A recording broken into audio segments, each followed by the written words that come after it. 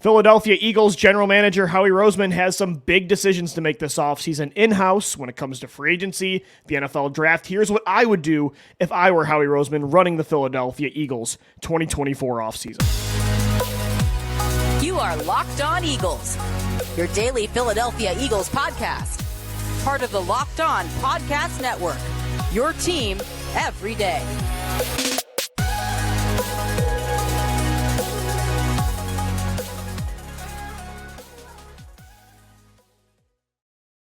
Welcome on in, Eagles fans. I'm Louie DiBiase, host of the Locked On Eagles podcast, analyst also over at Bleacher Report. On today's edition of the Locked On Eagles podcast, I'm going to play the role of Howie Roseman and simulate the Philadelphia Eagles 2024 offseason as we've done every year on this show since 2018. What would I do with in-house free agent decisions, unrestricted free agency, the 2024 NFL draft, all that and more coming your way. We thank you so much for making Locked On Eagles your first listen each and every day. Today's edition of the show is brought to you by LinkedIn Jobs. They help you find the qualified candidates you want to talk to faster. So post your job for free at linkedin.com/LockedOnNFL. That's linkedin.com/LockedOnNFL to post your job for free. Terms and conditions do apply. This is honestly my favorite show that we've been doing every year for the last 7 off seasons, where I'm going to be Howie Roseman. I'm going to go through in-house free agency, unrestricted free agency, the NFL draft. I'm going to sign players. I'm going to let guys walk. I'm going to cut some people. I'm going to go through the NFL draft with a 7-round mock draft.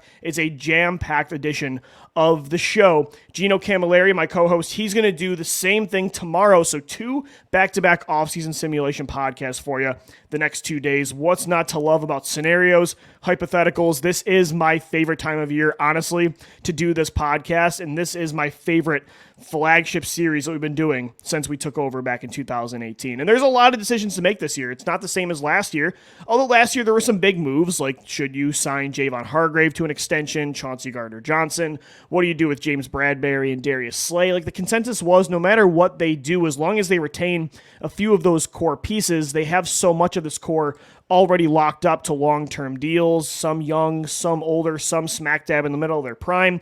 It's all but guaranteed the Eagles are going to be a contender in 2023. Now heading into 2024, it's like, yeah, they still have a lot of those long-term pieces that are going to make them a top contender in the NFC, but is it the slam dunk contender we thought of last year? No. Is it a roster as complete as last year in the offseason? Absolutely not. There are a lot of holes and decisions to make on both sides of the football. And we're going to start with in-house free agency and contract decisions on guys that might have 1 year left on their deal, some with really high salary cap hits that are coming off not great years in 2023.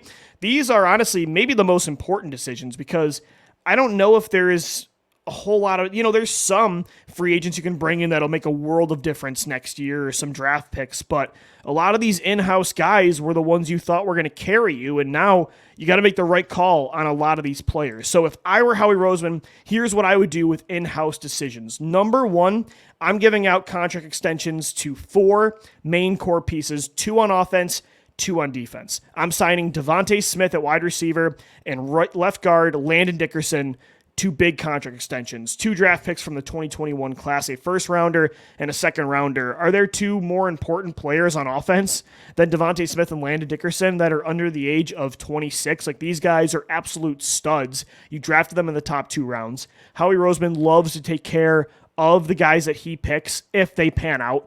And did they pan out? Absolutely. Like, make sure you get those deals done ahead of time. DeVonta Smith, the good news is with a contract extension, sure, it's going to command $20+ million a year, but you do still have 2 more years of that rookie deal to spread out this new contract, right? You have this final year of the contract season, and then also the 5th-year option that you can pick up, and then, of course, an extension.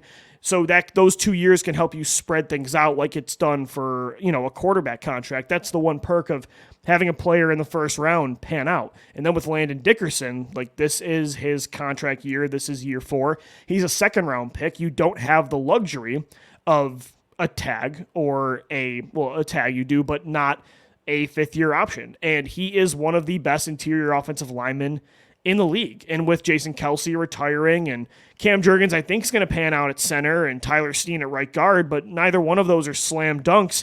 You want to keep the slam dunks you have. And Lane Johnson's a slam dunk, but he might only have a year or two left. Like the two guys you have long-term that are studs, it's on your left side of the offensive line. It's Jordan Mailata, it's Landon Dickerson. Those guys have great chemistry. You want to keep them going long-term. You want them to be your new, in a way, on the other side. You want them to be your new Lane Johnson and Brandon Brooks. And I think that's what they can be. They already are that. Keep that core going on offense that you have locked up that are in their prime young players under the age of 26. And then on defense, I'm going to give out contract extensions to the two prime edge rushers, Hassan Reddick and Josh Sweat. No, it was not a great finish to the season for either of them, but honestly, it was the entire defensive line. And I think I'm more comfortable paying Reddick than Sweat, but I do want to pay both. Reddick, again, had another double-digit sack season with 11 on the year. He was dealing with a finger injury the first month of the season, which kind of held him back production-wise. And then again, at the end of the year, they're throwing him in coverage. Like, I want to believe it was more the coaching staff and just an overall unit issue with coverage and, lack of talent behind them. I don't think Hassan Reddick is slowing down anytime soon. And with Josh Sweat, it's like, it's a little bit tougher of a call. Do you want to pay him $20+ million a year too, like you probably will have to for Reddick? I mean, do you want to pay him that? I'm not sure. Because, again, the guy you saw down the stretch is not worth that deal. If you look on paper, he's only had one double-digit sack season.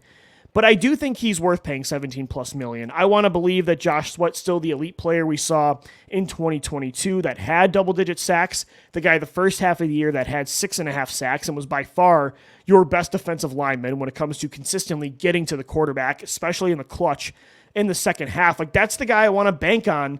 And outside of that second half struggle, Josh Sweat, every single year since being drafted in the 4th round of the 2018 draft, has gotten better every single year. Like the trajectory continues to grow with him. It continues to rise.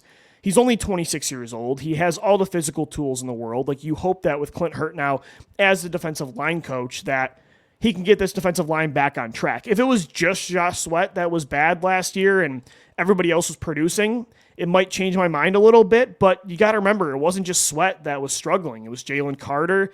It was Jordan Davis, Nolan Smith. Like, nobody was really consistently getting to the quarterback. So I want to believe it wasn't a Sweat thing. I'll pay those two guys. The good thing, too, with Dickerson, Smith, Reddick, and Sweat, if you get those extensions done, you can spread those cap hits out into future years. They're all players in their prime still that I think you can bank on for another 2 to 3 years, at least, especially with Smith and Dickerson, more than that. But with Reddick and Sweat more so, the older players, you can bank on them still being legitimate players for you through a whole nother contract. So let's backload some of those deals. Let's get that core locked up because those are 4 very important players for the Philadelphia Eagles. Another move I'm making in-house, I am cutting James Bradberry as a post-June 1st designation. Same goes for safety Kevin Byard. Kevin Byard was okay after they got him at the trade deadline from Tennessee, but if you cut him as a post-June 1st designation, you're going to free up $14 million. And I think you need to upgrade at safety over Byard. There's too many good options in free agency, the draft, trade options too, to keep Byard on that deal and not open up another $14 million to use for those extensions and potentially unrestricted free agency, as well as your new rookie class. Byard is not worth that deal. So maybe you restructure him. I would let him go and try to upgrade, which I'm going to do in segment 2. And then for James Bradberry, it's like, yeah, no matter what, you're going to have to eat some dead cap. If you designate him as a post-June 1st cut, you only have to eat $4 million, but you don't free up any money. But he was so bad last year that to me, you have to move on. Like, you cannot have him on this roster and allow the coaching staff to maybe give him another shot. Like, I know 2 years ago, he was a second-team All-Pro, but when a cornerback loses a step like he did, especially if you're not a speedster, it's all but over. And, he's going to be in his 30s. Like, it's time to get younger at corner and more cost-effective. I would get James Bradberry off this roster. I'm not cutting Avonte Maddox, though. He is not going to join Bradberry and Byard on the outs in Philadelphia this year. I know he has not been healthy his entire career, but I'm going to give him one more year at this, right? You got Isaiah Rodgers behind him. He didn't play football all of last year. I don't want to bank on him this season yet. You could sign a Kenny Moore or draft another corner, but Avonte Maddox, when he does play, is a top 5 slot corner in the NFL. To me, give him one more year. and then potentially look for a replacement. But I do want to give him one final shot. I don't think it's worth the, $7 million that you would free up if you cut him. I think you might as well keep that $7 million on the books with Maddox, give him one more chance.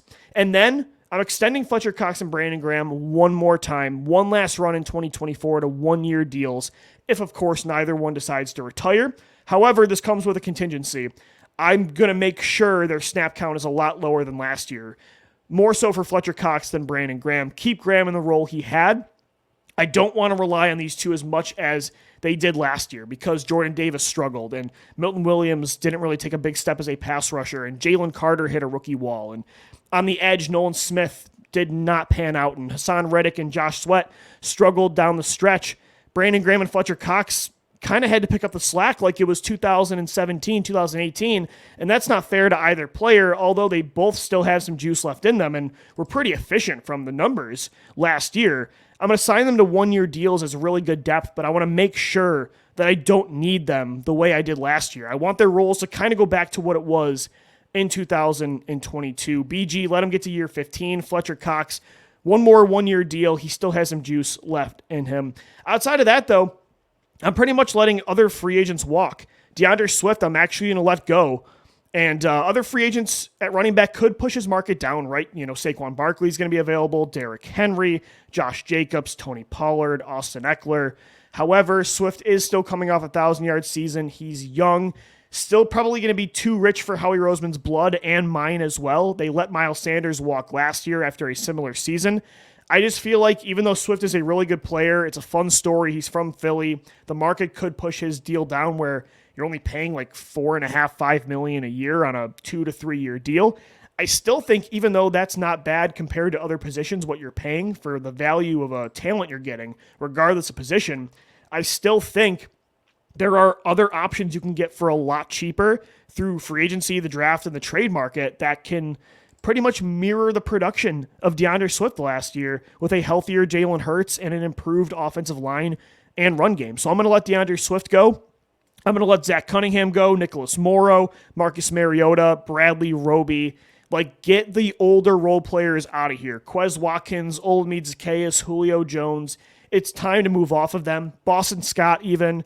Jack Stoll, maybe you can bring back on a short-term deal as your tight end 3. But I think Howie Roseman needs to upgrade when it comes to role players on both sides of the football. A lot of those guys are Band-Aid signings. They need to get better on both sides in that avenue. How do they do that? Well, we start with unrestricted free agency coming up next right here on the Locked On Eagles podcast. It's the offseason simulation version of the show, 2024.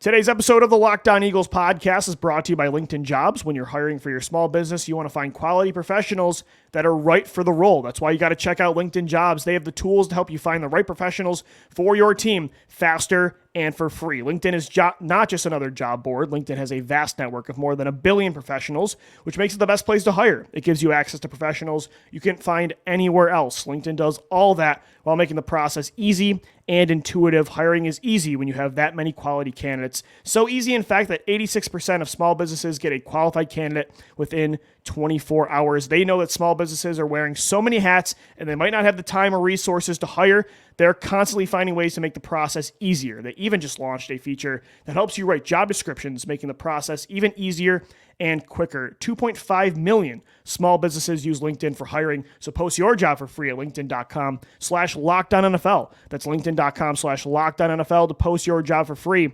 Terms and conditions do apply.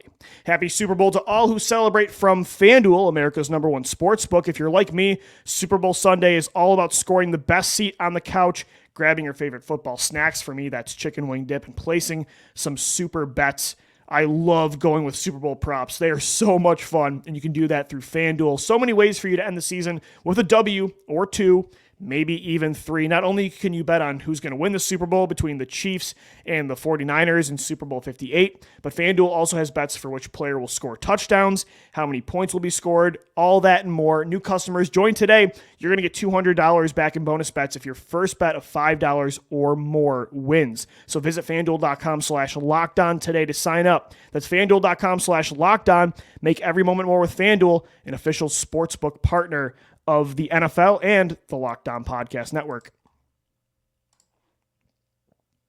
We thank you so much for making Locked On Eagles your first listen each and every day. Guys, want to let you know that Locked On has launched the first ever national sports 24/7 streaming channel on YouTube. And now you can also find it on Amazon Fire TV. That's right. Locked On Sports Today is here for you 24/7, covering the top sports stories of the day with local experts of Locked On, plus our national shows covering every league. Find the Locked On Sports Today channel now on Amazon Fire TV. Today's edition of Locked On Eagles is the offseason simulation series, kicking things off for the 2024 offseason. I'm wearing the baseball cap of Howie Roseman. I'm the Eagles general manager, and I'm simulating what I would do for in-house free agency. Now we're going to start with unrestricted free agency. So we brought back DeVonta Smith, Landon Dickerson, Hassan Reddick, Josh Sweat. We cut James Bradbury and Kevin Byard. We extended Fletcher Cox and Brandon Graham. We let pretty much all other free agents walk, including DeAndre Swift. So now, how do we upgrade on offense and defense, starting with free agency in a month? Again, they have some cap space. Like, the Eagles are not in the bottom tier with cap, but they're also not at the top. Like, they have a lot of contracts shelled out on both sides. But Howie still has some flexibility, and he always finds a way to get things done. I think they have enough room for one big contract. And considering the value of who's available in free agency, who's worth a deal like that at positions of need, also you combine what they need on defense based on their new head coach or defensive coordinator, head coach of the defense in Vic Fangio.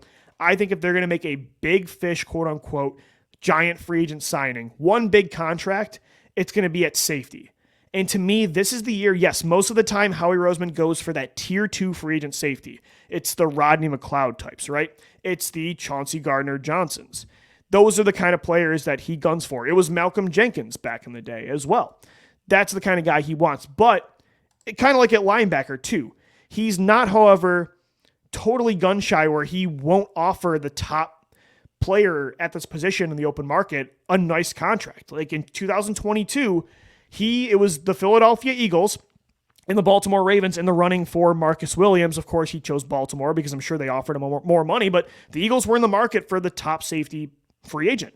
This year, I think they need to get it done. Sign Tampa Bay Buccaneers safety Antoine Winfield Jr. This is the perfect player for Vic Fangio's defense, a 25-year-old rangy safety that can rush the passer, cover in the slot, play deep two shell, cover one, a great tackler, great in coverage. Antoine Winfield Jr. is a stud, first-team All-Pro player. Last year had 122 tackles, 6 sacks, 5 tackles for a loss, 3 interceptions, 12 pass deflections, and 5 forced fumbles. Like, that is the most Swiss Army knife player that you can get in this league. It's not very often that guy hits the open market. Like I said, he's only 25. You can backload that contract if you want. Vic Fangio's defense needs this badly. He is a playmaker, and the Eagles are desperate for playmakers. If there is one big contract they give out this year, I think it would be for Antoine Winfield Jr. And then they're going to make some other value signings as well. I would go out there and sign Seattle Seahawks edge rusher Darrell Taylor, who's heading into year 4 or 5 now from the Seattle Seahawks, a guy I really liked coming out of Tennessee, a former second-round pick. Clint Hurt, his defensive coordinator in Seattle, is now the Eagles' defensive line coach. Helped Darrell Taylor 2 years ago have 9.5 sacks in his second season. He had 5 last year. This is a player that kind of tailored off a little bit, deals with injuries for sure. But even though we brought back Brandon Graham, I don't want to rely on him as the 3rd or 4th guy. And with Brandon Graham's age, with the unknown still of Nolan Smith, with Josh Sweat and Hassan Reddick not having great second halves of the season last year, I would like to upgrade that edge rotation. I think Darrell Taylor would be perfect for that 3rd or 4th spot. Again, he knows this coaching staff, has a lot of explosiveness on the edge. Just 2 years ago, almost had double-digit sacks. Like, that's a solid rotational player to upgrade this defensive line. Darrell Taylor was a my guy for me. 3-4 years later, I think it would be really nice to get him into Philadelphia. Good value signing after you go out and shell a lot of money to Antoine Winfield Jr. Another move I'm making, and this is this is such a Howie Roseman pick. I am signing Baltimore Ravens running back J.K. Dobbins to a 1-year prove-it deal. This is a guy that's had multiple serious leg injuries back-to-back years. This could be Rashad Penny, where you sign him and you got to put him on ice all year because he just doesn't have it anymore. But He's a former second-round pick. He's only 25. He's explosive when he plays. Averages 5.7 and 6 yards per carry flat the other 2 years that he's healthy. And he's not going to cost much. Like, this is such a Howie Roseman low-risk, high-reward type of move at running back, where he says if J.K. Dobbins does play with Jalen Hurts at quarterback healthy, the offensive line, Jeff Stoutland, Kellen Moore using him the right way, Dobbins can mirror DeAndre Swift's production, and I'll probably be able to save $6-7 million this year, and I won't have to sign a running back to a 2-3 year deal. And Howie Roseman doesn't want to do that. He didn't do that for Miles Sanders. He hasn't done that for anybody. Chip Kelly was the one that did that for DeMarco Murray. The last time Howie did that was for LaShawn McCoy. So this is what Howie does, and I think J.K. Dobbins just makes so much sense for what the Eagles do. Like, this is what they did with Swift last year. It's what they did with Rashad Penny. It's what they did, not with Miles Sanders, but it's what they did with LeGarrette Blount and Jay Ajayi. This is what Philadelphia does. They do running back on a year-by-year basis. I think that's the right approach. Dobbins is such a Philadelphia Eagle. I got a couple more signings for you before we head into the draft. I'm going to sign Denver Broncos linebacker Josey Jewell. Solid in every way. Very TJ Edwards-like, where he's not elite in one area, but he's a great processor, great against the run, really solid in zone coverage, a green dot player that can play every down, knows Fangio's defense. Just a solid veteran that if you're banking on Kobe Dean this year, if he's your young player, you want to see through the development, but you want a nice veteran TJ Edwards, Kazir White type of presence, and that's not going to break the bank. Josey Jewell makes a lot of sense, and he played in Vic Fangio's defense with the Denver Broncos over the years. So this is not Patrick Queen. It's not Levante David. It's not Liatu from the Carolina Panthers. It's just a solid move, and this is kind of what Howie does at linebacker, and I think maybe the draft into Kobe Dean is where he tries to find the upside. So Josey Jewell, I think, makes sense at linebacker, and then this is a move that I really, really like. I'm trying to upgrade that fourth passing target behind A.J. Brown, DeVonta Smith, and Dallas Goedert. I would go out there and bring in Washington Commanders receiver Curtis Samuel.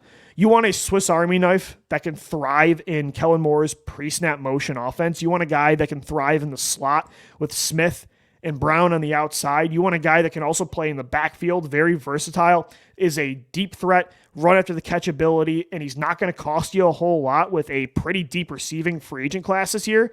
Curtis Samuel is a player that I would love for the Eagles. I think Kellen Moore would have a field day with Samuel as wide receiver 3. I was going back and forth, could they sign a Darnell Mooney? I heard at the Senior Bowl that's somebody the Eagles could be interested in. Kendrick Bourne makes a lot of sense for this scenario as well. Jawan Jennings, Hunter Renfrow. But Curtis Samuel, of all the tier 2, tier 3 free agent receivers, even Tyler Boyd was in there, but I think Curtis Samuel makes the most sense from a money standpoint and a schematic fit, and just how he fits with the other personnel on offense.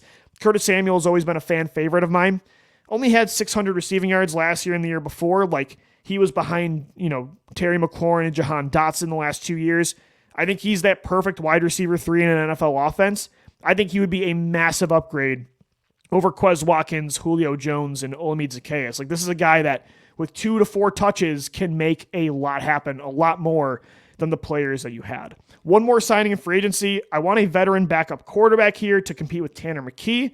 Going to sign Carson Wentz. I'm just kidding. I'm not signing Carson Wentz, although they did it with Nick Foles in 2017. What a story that would be. I would have a field day with that. Everybody's rolling their eyes listening and watching to me say that. But I will go out there and sign another veteran quarterback that kicked the Eagles' butt this year and played pretty solid behind a not great team with the New York Giants.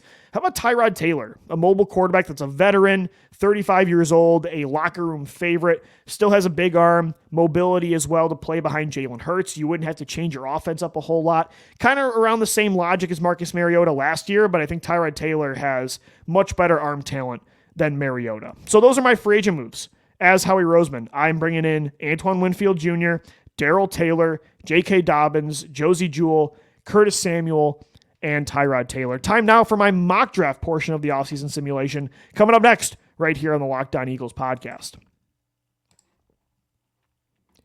Today's episode of the Locked On Eagles podcast is brought to you by DoorDash. Your big game party is coming up in just a few days on Sunday. Chiefs 49ers. If you're like me and you host the big game party, you're going to have a lot of needs when it comes to food and beverage. I've got at least 10 people coming to the apartment. Like, this is an annual thing. And I got to make sure the apartment's clean. I got to do a lot of prep work for snacks, appetizers, like, chicken wing dip, olive dip, taco dip, pizza and wings. I need to do a lot of this while also being in the comfort of my home to make sure things are ready to go for the party. That's where DoorDash comes in. I can order that pizza and wings, soda, burgers, all of it at a local grocery store, chips and dip through DoorDash. Or again, if you want to order restaurant favorites, like you want subs from Wawa or a cheesesteak from D'Alessandro's, DoorDash can pick up your favorite appetizers and dinners for the big game. And now you can get 50% off up to a $10 value when you spend $15 or more on your first order. Once again, download the DoorDash app and enter the promo code LOCKED23, subject to change, terms to apply, but you can get a 50% off discount up to $10 in value when you spend $15 or more on your first order. We thank DoorDash for sponsoring the Locked On Eagles podcast today. Today's show is also sponsored by eBay Motors. Passion, drive, and patience. What brings home the winning trophy is also what keeps your ride or die alive. eBay Motors has everything you need to maintain your vehicle and level it up to peak performance, from superchargers, roof racks, exhaust kits, LED headlights, and more. Whether you're into speed, power, or style, eBay Motors has got you covered. With over 122 million parts for your number one ride or die, you'll always find exactly what you're looking for. And with eBay Guaranteed Fit, your part is guaranteed to fit your ride every time, or your money back, because with eBay Motors, you're burning rubber, not cash. With all the parts you need at the prices you want, it's easy to turn your car into the MVP and bring home that win. Keep your ride or die alive at ebaymotors.com. Eligible items only. Exclusions do apply. eBay Guaranteed Fit, only available to U.S. customers. All right, Eagles fans, we're wrapping up this Tuesday edition of the Locked On Eagles podcast. It's the offseason simulation series. Season 7. I can't believe it's the 7th year we're doing this, where I play the role of Howie Roseman. I run through in-house free agency, unrestricted free agency. Now time for my mock draft. So I took care of a lot of short team needs through free agency. I took care of safety with Antoine Winfield, nice depth piece at edge with Darrell Taylor, a running back in J.K. Dobbins, a solid starting linebacker in Josie Jewell, wide receiver 3 in Curtis Samuel, backup quarterback in Tyrod Taylor, but there's still some long-term and short-term needs to take care of. Cornerback, I still think linebacker, defensive tackle, running back, tight end. There's a lot of needs still. So here's what I did with my 7-round mock draft. With the 22nd overall pick, this position, since we lost James Bradbury, Darius Slay probably has one good year left. Avonte Maddox, his future is up in the air. I selected Toledo corner Quinyon Mitchell, who had a great week last week in Mobile, Alabama. This is a ball hawk, maybe the best ball hawk at the cornerback position in this draft. 6 feet tall, physical, speed, very good in zone coverage, very good at reading offenses, playing off the ball, but also he played a lot of press man coverage in Mobile, and I thought he shadowed receivers very well. This is a guy that has a nose for turnovers. You need playmakers at corner. They have not taken a corner in the first round since Lito Shepherd. They haven't taken one in the second round since Sidney Jones back in 2017. It's time to change that. Free agency is not a great class this year at corner. You can't rely on Bradbury. I like Keely Ringo, but I think you probably want to have another guy for when Slay leaves. And Ringo is not a guarantee to be one of your future boundary corners, although he did look good down the stretch. Quinyon Mitchell is a fan favorite right now when it comes to Eagles mock drafts, and I'm going to continue with that trend. Take a corner at 22. It's time, Howie Roseman. 50th overall selection, Edgerrin Cooper, the linebacker from Texas A&M. Length, power, explosiveness, pass rush ability, pretty solid in coverage as well. This dude flies to the football. I took him actually over Jeremiah Trotter Jr. I know that's the Eagles legend's son out of Clemson, who might be the best overall linebacker, but Edgerrin Cooper is an upside guy. I love the upside. You can rotate him through with Nakobe Dean and Josie Jewell. Edgerrin Cooper is a guy I really like at 50. And again, this is what I would do, because remember, I'm Howie Roseman in this scenario. So you might say there's no way he takes corner and linebacker. I actually think he could do that, and he should in this scenario. With the 53rd overall pick in the second round, I went with defensive tackle from Ohio State, Michael Hall Jr., explosive, a lot of pass rushing upside here. Yes, you've got Fletcher Cox, you've got Milton Williams, you have Jordan Davis and Jalen Carter. But outside of Jalen Carter, like, who in 2 years can you guarantee is a part of this core? Jordan Davis has tailored off in back-to-back years in the second half of the year, and I don't know if he's more than just a two-down nose tackle at this point. Can he develop into more? Maybe. I'm doubting it right now. Fletcher Cox has got maybe one more year left, or he's going to retire. Milton Williams is heading into a contract year, so don't know if he's back in 2025. Outside of Jalen Carter, they need depth at defensive tackle, and they like to be sometimes 5-6 deep like they were in 2022. Michael Hall's a lot of upside. I got to take somebody in the trenches in the second round. Michael Hall is that guy. And then, again, at running back, you can't just rely on J.K. Dobbins and Kenneth Gainwell this year. I'm going to bring in Marshawn Lloyd from USC, who was the running back of the week down in Mobile, Alabama. This is a guy that has a lot of power, explosiveness, can change direction. Doesn't really have to slow down when it comes to changing that direction. He can maintain his high speed, power, really good route running, great hands. This is a violent, passionate player. Marshawn Lloyd from USC, I think, would be a fan favorite, and he's also a local kid from the area. That's a pick that makes a lot of sense. It's a pretty good committee then. You got J.K. Dobbins, Marshawn Lloyd, Kenneth Gainwell, and maybe another guy you bring in. That's a pretty solid 3 to 4 man committee for sure, and it's going to cost you a whole lot less than what it would be if you paid DeAndre Swift or Josh Jacobs, Tony Pollard, any of those other top-tier free agent running backs. A couple more picks here on day 3. At 159, I went with Ladarius Henderson in round 5, the tackle for Michigan. Versatile, has played both guard and tackle. A lot of length. You need a new backup tackle behind Lane Johnson and Jordan Mailata. Tyler Steen's going to end up most likely starting at right guard. So as Cam Jurgens moves over to center, so you're going to need more tackle depth and potentially a future starter when Lane Johnson hangs it up. Ladarius Henderson has a lot of upside. And then at 169, got to bring in some more pass-catching tight ends. I went with Iowa tight end university, by the way, Eric All. A guy that's shiftier, not a great blocker, but you can line him up close to the line of scrimmage. Shifty in the open field, good run after the catch ability over the middle. I think you got to upgrade over Jack Stahl. Defenses have to respect you more in 12 personnel when it comes to throwing the football. Eric All is a good value pick on day 3. And then it's a developmental prospect. I brought in Tyrod Taylor, but let's get somebody to push Tanner McKee. How about Joe Milton from Tennessee? This is a guy that's very raw when it comes to accuracy, processing inside the pocket, footwork, mechanics. But Joe Milton is 6'4", 6'5", a lot of mobility, a physical quarterback with a lot of arm power. I like Joe Milton as a potential developmental prospect to push Tyrod Taylor and Tanner McKee. That's such a Howie pick on day 3. And then maybe a long-term slot corner or receiver, a guy that cooked at the Senior Bowl, Tulane's Jaquan Jackson. Maybe this is your new version of Darnell Mooney from Tulane. An undersized receiver, but he's shifty, great with pre-snap motion, a good route runner when he has both sidelines to work with, good strong hands. He was maybe the most consistent receiver, or one of them, for the Senior Bowl last week. And then my final pick is another guard, and Kyle Hergel from Boston College. Let me know what you think, how I did with this offseason simulation. We'll have Gino go through his tomorrow. Hit us up on Twitter at LockedOnBirds, at DiBiase, LOE, and at GC24_football. Thanks so much for making Locked On Eagles your first listen each and every day. That's going to do it for today's edition of the show. As always, thank you for downloading. Thank you for watching and listening, and let's go Birds.